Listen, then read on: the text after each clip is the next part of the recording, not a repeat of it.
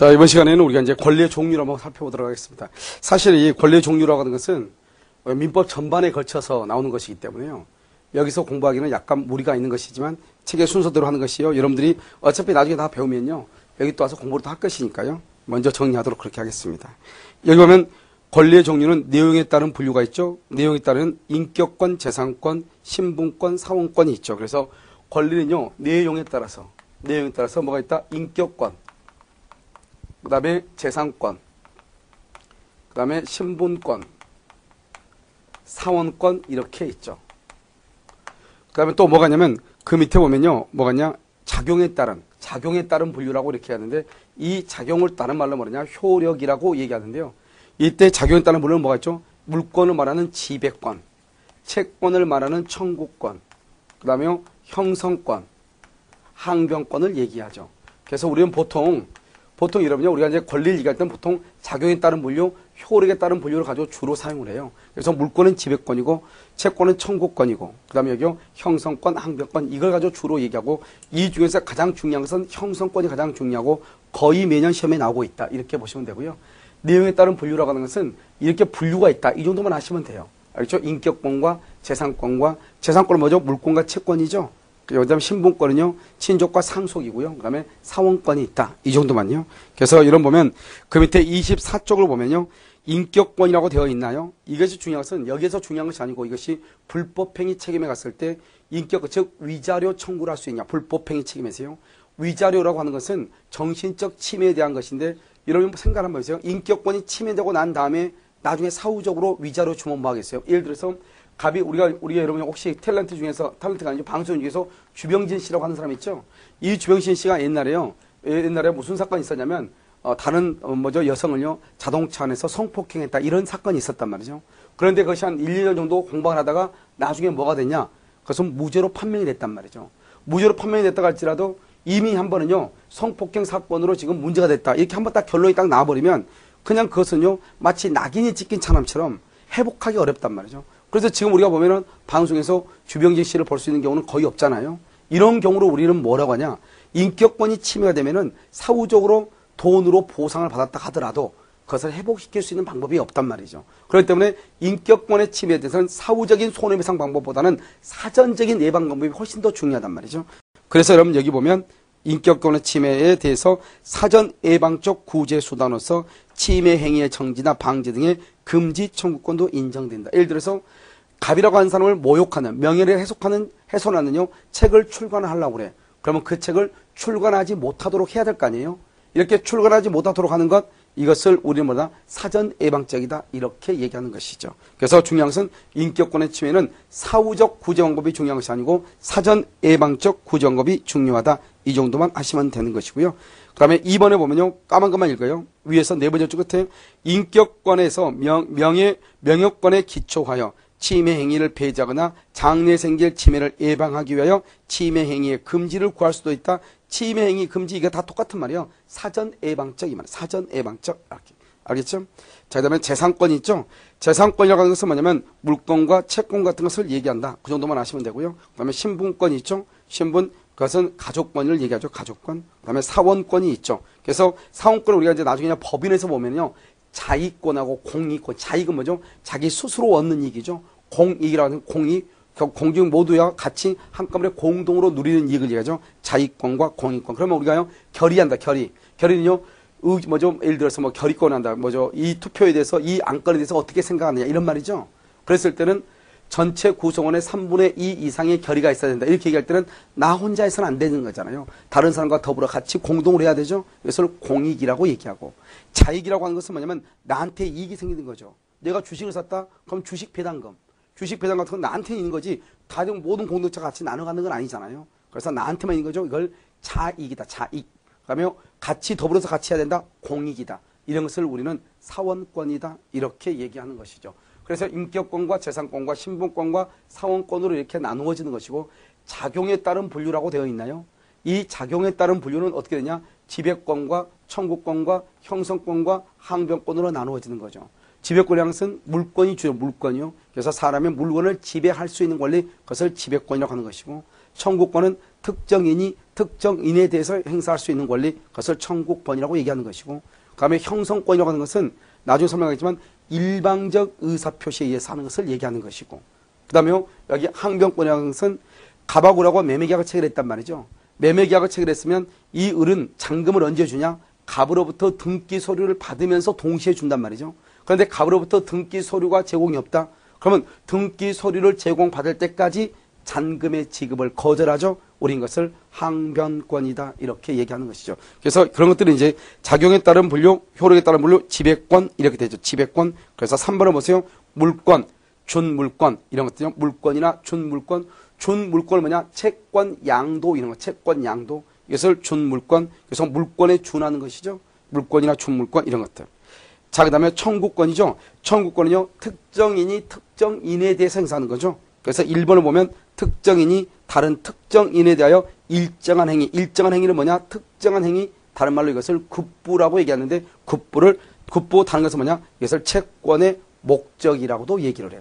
그러니까 특정인이라고 하는 사람이 특정인에게 일정한 행위, 이것을 급부라고 얘기하고 이것을 채권의 목적이라고 그래요. 채권의 목적을 청구할 수 있는 권리, 이것을 얘기하고, 이 청구권은 우리죠 물권법에서 보면 물권적 청구권이 있죠.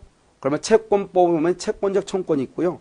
가족법에 가서 보면 상속재산 분할 청구권이 있죠. 그래서 이 청구권이라는 것은 채권에만 발생하는 것이 아니고 물권이나 가족법에서도 발생할 수가 있다. 그 정도만요. 그래서 이런 청구권은 채권에서만 발생하는 것이 아니다. 그 정도 이러면 알고 계시면 돼요. 알겠죠? 그 다음에 3번은요, 형성권이라고 되어 있나요? 그래서 이것은 우리가 잠깐 봐야 되고요. 그 다음에 밑에 있는 항변권부터 봐요. 항변권을 우리는 반대권이다 이렇게 되어 있는데, 글쎄요, 반대권이라는 말은 일단 여러분요, 지워버리고, 항변권은 뭐냐? 항변권은요, 거절 권능이다. 이게 훨씬 더 나아. 거절 권능이다. 반대권이 아니고, 거절 권능. 왜 그러냐? 이거 보면요, 이렇게 지금 갑이 이렇게 있으면, 갑과 을이 있으면 2월 1일 날요, 이렇게 계약을 해가지고, 갑은 을한테 등기를 해줄 의무가 있죠? 그럼 어떻게 해야 돼요? 을은 갑한테 대금을 지급할 의무가 생기는 거죠. 그래서 잔금 날짜에 갑은 을한테 등기를 주면서 대금을 받아야 되고, 을은 대금을 지급하면서 등기를 받아야 되는 거죠. 그런데 어떻게 돼요? 이 갑이라는 사람이 갑이 을한테요, 등기 서류는 제공하지 않으면서 갑이 을을 상대로 대금을 청구를 해. 자기는 등기를 주지 않으면서 대금을 청구를 해. 대금을 청구하면은 이 을은요, 대금을 지급한다 안 한다? 안 하는 거죠. 대금 지급을 뭐 한다? 등기 서류를 받을 때까지 대금 지급을 뭐라는 것이다? 거절하죠. 이 거절하는 것을 뭐라 한다? 항변권이라고 얘기하는데, 이 항변권이라는 것은 을이 갑에게 대금을 지급할 것이 없다 그게 아니고, 대금을 지급할 것이 없다 이게 아니고, 을이 갑에게 대금을 지급할 것은 있지만 을이 갑에게 대금을 지급할 수는 있죠. 대금을 지급할 수는 있지만 뭐냐면 갑이 등기 서류를 줘야만이 나도 대금을 준다 이 말이죠. 그럼 나는 대금을 지급할 것이 없다 이게 아니에요. 대금을 지급할 것이 있다. 하지만 대금과 등기는 동시에 이행을 해야 되기 때문에 갑이 등기를 제공해야 나도 그때 대금을 지급하고, 너가 등기를 주지 않으면 나는 등기 서류를 가져올 때까지, 당신 갑이 가져올 때까지 나는 대금의 지급을 그때까지 거절하겠다 이런 말이죠. 이것을 항변권이다 이렇게 얘기를 해. 알겠죠? 그래서 항변권은 거절 권능이다 이런 말이죠. 알겠죠? 거절 권능이다. 그래서 여기 보면, 그래서 4번을 보면요, 항변권 이렇게 되어 있죠. 자, 오른쪽 봐보세요. 오른쪽 보면 연기적 항변권이라고 되어 있죠. 연기자라는 것은 등기 서류를 가져올 때까지만 거절한다 이 말이죠. 그럼 만약에 갑이 등기 서류를 가져오죠? 그러면 을은 반드시 대금을 지급을 해야 되죠. 그걸 연기적이다 이렇게 얘기해요. 왜냐하면 원래 잔금 날짜가 2월 1일인데 갑이 을한테 등기 서류를 언제 가져왔냐? 3월 1일 날 가져왔어. 그러면 을도 갑한테 잔금을 언제 주냐? 3월 1일 날 준다 이 말이죠. 원래는 2월 1일 날이 잔금 날짜인데 3월 1일 날이 잔금 날짜인 것처럼 변했잖아요. 이것을 우리 뭐냐? 잔금 날짜가 2월 1일에서 3월 1일로 연기가 됐다 이런 말이죠. 이것을 연기적 항변권이다 이렇게 얘기해. 그래서 연기적, 그것을 동시행 항변권이고, 보증인의 최고 검색의 항변권이라고 되어 있죠. 그게 무슨 말이냐? 이렇게 이제 갑이라고 하는 사람이 을이라는 사람한테요, 돈 1억을 빌려줬어. 이 갑을 뭐라고 얘기하냐? 채권자라고 얘기하고, 을을 뭐라고 하냐? 채무자라고 얘기를 하고, 이 을의 부탁으로 A가 보증인이 됐어. 보증. 그래서 갑한테 보증을 섰어. 을이 돈을 갚지 못하면 내가 돈을 갚아주겠다. 그런데 을이 돈 갚을 날짜에 돈을 갚지 않으니까 갑이요, A한테 보증인한테 돈을 갚으라고 청구가 됐어. 청구장이 최고장이 날아왔어. 그러면 이 A는 뭐라냐?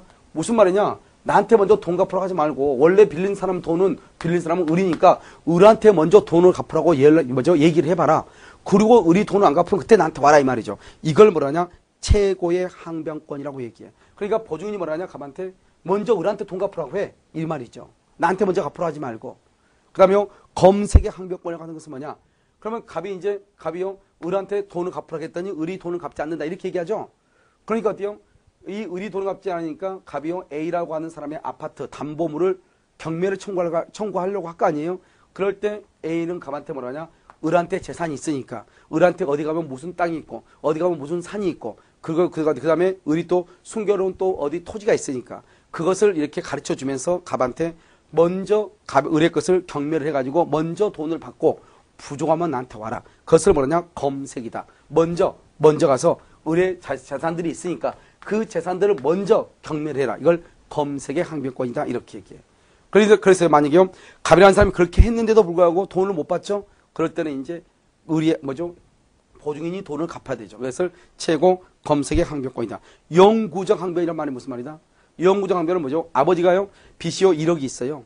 빚이 1억 있고 아버지가 빚이 1억이고 그러면 재산이요 남겨둔 재산 빚이 1억이고 남겨둔 재산이요 8천만 원이에요. 8천만 원인데 자식들은 아버지가요 빚이 있는 것 같긴 한데 얼마의 빚이 있는지 잘 모르니까 어떡하냐? 무작정 만약에 아버지를요 상속한다고 해버리면 2천만 원을 자식이 책임을 져야죠. 상속을 하니까. 그런데요 아버지 재산이 있긴 있는데 빚이 더 많을 수도 있고 적을 수도 있잖아요. 이럴 때는 어떻게 하냐? 한정 승인을 해. 한정 승인을 한단 말이 무슨 말이냐? 아버지의 빚과 재산 중에서 이 재산으로 빚을 다 갚고 남는 돈이 있으면 내가 그걸 상속을 하고 만약에 부족하면 나는 상속하지 않겠다 이런 말이죠. 그것을 한정 승인이다 이렇게 얘기를 해. 알겠죠? 그래서 한정 승인은요. 만약 근데 정말로 2천만 원이 부족하죠? 그러면 이 2천만 원에 대해서 나는 영원히 책임을 지지 않는다 이 말이죠. 우리 이것을 뭐란다? 영구적 항변권이다 이렇게 얘기를 해. 소멸시효가 완성됐다. 소멸시효가 완성되면 모든 권리가 없어지는 거잖아요. 그것을 영구적이다 이렇게 얘기한단 말이죠. 알겠죠? 그래서 영기적 항변권은 동시이행 항변권과 그 다음에 보증인의 최고 검색의 항변권이 있고 영구적에는 뭐가 있다? 상속의 한정 승인이 있다. 이 정도만 아시면 돼요. 이것을 항변권이다 이렇게 얘기를 해요. 그 다음에 여러분요 이제 26조 보면 형성권이라고 하는 것이 있죠. 이것이 아주 중요하니까요. 한번 보겠습니다. 여러분 여기 봐요. 소유권, 이전 등기 청구권이죠. 소유권, 이전 등기 청구권 이러면 청구권이죠. 이 청구권에 관한 것을 우리는 뭐라냐? 이것을 소멸시효에 걸린다 이렇게 얘기해. 소멸시효에 걸린다. 1번요 소멸시효. 2번은요 청구권은 소멸시효 걸리니까 누가 입증하냐? 당사자가 입증을 해. 당사자가 증명을 해. 당사자가. 그래서 청구권은 소멸시효에 걸리고 당사자가 증명을 하고 원칙적으로 소멸시효는요 아무런 말이 없으면 원칙적으로 몇 년이냐? 10년이 되는 것이고. 알겠죠? 그 다음에 이 청구권에 관한 것 청구권 이것은 뭐라냐? 이것을 이행 판결이라고 얘기하고 이행 판결의 경우는 186조에 의해서 뭐를 해야 돼? 등기를 해야 돼. 이것을 기본적으로. 그걸 청구권이다 이렇게 얘기해. 그런데요 여기가 형성권이죠. 이 형성권이다 그러면 어떻게 하냐? 형성권에 관한 것을 우리는 뭐라냐면 이것을 제척 기간에 걸린다 이렇게 얘기하고 제척 기간에는 누가 하냐? 법원이 직권으로 조사한다 이렇게 얘기를 하고 그 다음에 이것은 뭐냐면 이것을 형성 판결이다 이렇게. 형성 판결이고 뭐를 하지 않는다? 등기 없이 187조 권리 변동의 효과가 발생한다. 그러면 형성권이라는 것은 뭐냐? 형성권이라는 것은 일방적 의사표시이죠. 일방적 의사표시에 의해서 법률관계, 권리관계가 어떻게 되냐? 발생하고 그 다음에 변경하고 소멸하는 것. 이것을 우리는 뭐라고 하냐? 형성권이다 이렇게 얘기해. 뭐에 의해서? 일방적 의사표시에 의해서 법률관계가 뭐가 된다? 발생, 변경, 소멸하는 것. 이것을 우리는 형성권이다 이렇게 얘기해. 그러면 일방적으로 얘기하니까 어떻게? 일방적으로 상대방의 뭐가 필요 없냐? 상대방의 동의가 필요가 없이 자기 멋대로 한다 이 말이죠. 따라서 이것은 법정주의가 적용이 돼요. 법정주의라는 것은 법에 정해져 있는 경우만 허용이 된다 이 말이죠. 왜요? 상대방의 동의도 받지 않고 일방적으로 얘기를 하니까요. 그런데 이것은 뭘 해야 돼? 의사를 표시를 해야 돼. 반드시 말로 해야 되는 것이 원칙이다. 이런 말이죠. 그 다음에요. 여기가 일방적이다. 일방적이라는 것은 뭐다? 이것은 단독행위다 이 말이고, 그러면 단독행위라고 하는 것은 원칙적으로 조건과 그 다음에 기한을 붙일 수가 없다. 그래서 조건과 기한을 붙일 수가 없다. 이렇게 얘기하고, 예외적으로 상대방의 동의가 있거나 유언이나 또는요 유증의 경우는 가능하다. 이런 말이죠. 그래서 원칙은 안 된다. 일방적 의사표시다. 그 다음에 형성권이라는 것은 뭐냐? 이것은 재산권의 일종이니까요. 뭘 할 수 있냐? 이것은 가등기를 할 수도 있고요. 그 다음에 채권자 대위권, 채권자 대위권의 객체가 되기도 하고요. 그 다음에 상속을 받을 수 있고 양도를 할 수도 있다. 이것을 우리는 뭐냐? 형성권이다. 이렇게 얘기를 해요. 그래서 모든 형성권은요 다 똑같아.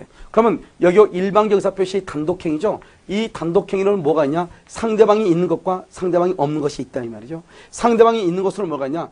채권자가 하는 면제가 있고 면제, 채무자가 하는 상계가 있고, 그 다음에 무권대리에서는요 본인의 추인권이 있고 상대방의 상대방의 뭐가 있다? 철회권이 있고 철회권. 그 다음에 우리가 무능력, 제한 능력자에 대해서는 뭐가 있다? 법정 대리인의 동의권이 있고, 그 다음에 여기 해제나, 그 다음에 해지나, 그 다음에 취소권. 이런 것들이 다 뭐냐? 형성권이 되는 것이다. 이런 말이죠. 그 다음에 상대방이 없는 것은요, 뭐가 있다? 유언하고, 유증하고, 그 다음에 재단법인 설립행위하고, 재단법인 설립행위, 이런 것들이 상대방이 없는 것이에요. 이것을 우리는 단독행위다. 이렇게 얘기를 하는 것이에요. 나중에 이런 것들은 다 이러면요. 암기가 되니까 걱정하지 마시고, 암기할 때는 채권자가 한다. 면제, 채무자 상계, 무권대리에서 본인 추인, 상대방은 뭐다? 철회. 이렇게요. 그 다음에 법정 대리는 뭐란다? 제한능력자 동의권. 그 다음에 해제나 해지나 취소, 이런 것들을 우리는 단독행위다. 이렇게 얘기를 하는 것이에요. 그런데 이렇게 일방적 의사표시에 의해서 법률관계가 발생하고 변경하고 소멸하는 것인데, 문제는 뭐냐면 우리가요 끝에가 뭐라고 하느냐? 청구권이라고 돼요. 청구권. 맨 마지막이가 이렇게 청구권이라고 되어 있거든요. 청구권이라고 되어 있음에도 불구하고 이것이 청구권이 아니고 형성권인 것이 있다 이 말이죠. 이것을 우리는 뭐냐? 형식이다 이렇게 얘기해요. 형식은 끝에가 청구권으로 되어 있는데 청구권이 아니고 형성권인 것, 이것이 시험에 잘 나온다 이 말 아니에요. 그럼 뭐가 냐? 우리가 일단 형성권은 일방적 의사표시에 의해서 법률관계가 발생하고 변경하고 소멸한다고 그랬죠. 발생한다 뭐가 있다? 무슨요? 매수청권, 매수청권, 매수. 그래서 여기 지분 매수 청구권. 알겠죠? 지분 매수 청구권. 이렇게 매수란 말이 있으면 그것은 청구권 앞에 매수란 말이 있으면 그것은 청구권이 아니고 뭐가 되는 것이다? 형성권이 된다 이 말이죠. 그 다음에 여기 또 보면 무슨 증액 감액, 증액 청구권, 감액 청구권, 증감 청구권이 그러니까 변경이 되죠. 무슨요? 공유물 분할 청구권, 합유물 분할 청구권, 분할하면 어떻게 해요? 변경이 되죠. 그 다음에 무슨요? 소멸이니까 소멸 청구권. 이렇게. 그래서 여러분들 이걸 암기할 때는 일단 형성권이라는 것은 일방적인 의사표시에 의해서 법률관계가 발생, 변경, 소멸, 권리관계가 발생, 변경, 소멸하는 것을 형성권이다 이렇게 얘기해. 그런데 이 형성권은 발생을 한다는 것은 뭔가를 매수했을 때 발생이 되죠.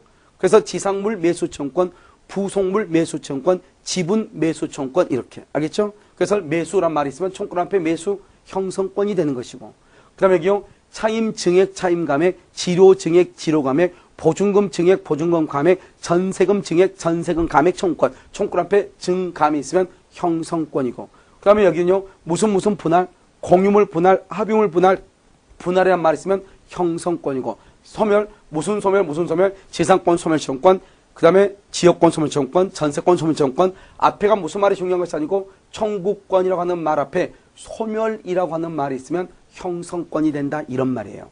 아시겠죠? 그래서 여러분들이요 이것을 알고 있어요. 그래서 우리가 이제 이것을 뭐라 하냐? 이것을 실질이다 이렇게 얘기해요. 그래서 형식적으로는 청구권이지만 실질적으로 형성권인 것, 이것을 청구권 앞에 매수, 분할, 증감, 소멸. 알겠죠? 이 말이 있으면 그렇다 이 말이죠.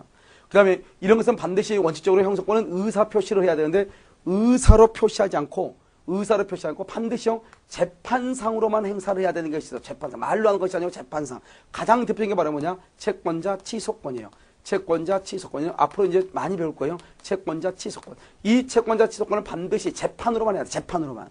채권자 취소권 알겠죠? 그래서 채권자 취소권 재판상으로만 행사한다. 그다음에 의사표시 말로만 해야 되는 것 이것은 단 상대방이 있는 것 상대방이 없는 것 이렇게 이것을 우리는 뭐라 한다 형성권이고 지금 현재는 이것이 여러분 어려워 보이지만 이것은 모든 내용이 다 똑같으니까 이것 하나를 알고 있으면 민법 전체에 있어서 형성권은 다 동일한 것이다 이런 말이죠.